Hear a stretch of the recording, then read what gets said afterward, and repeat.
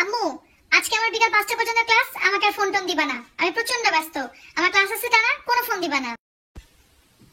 এ hello, কই তুই? কই? হ্যালো মা, আমি ক্লাসে। আমি বললাম না আমার ক্লাস, আমি ক্লাসে। তোর কি সারাদিন ক্লাস হয় নাকি?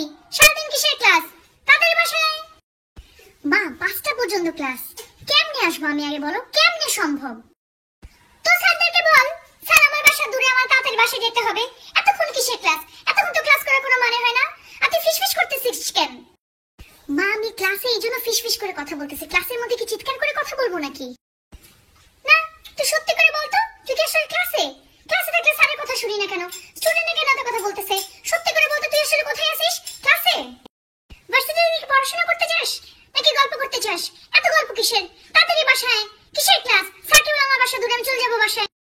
মা প্লিজ রাখি, ক্লাসে বসে তো এত কথা বলতে পারবো না। রাখি না ফোনটা, প্লিজ মা, ফোনটা রাখি। এই, ক্লাসে হলে ফোন ধরছিস কেন? ফোন ধরতে তোকে কে বলছে?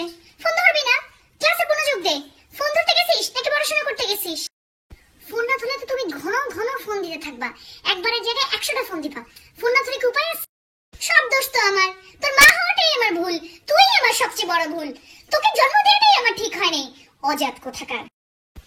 আচ্ছা এখন বল, ক্লাস কয়টা পর্যন্ত? তাড়াতাড়ি বাসায় আয়। মা, 5টা পর্যন্ত ক্লাস।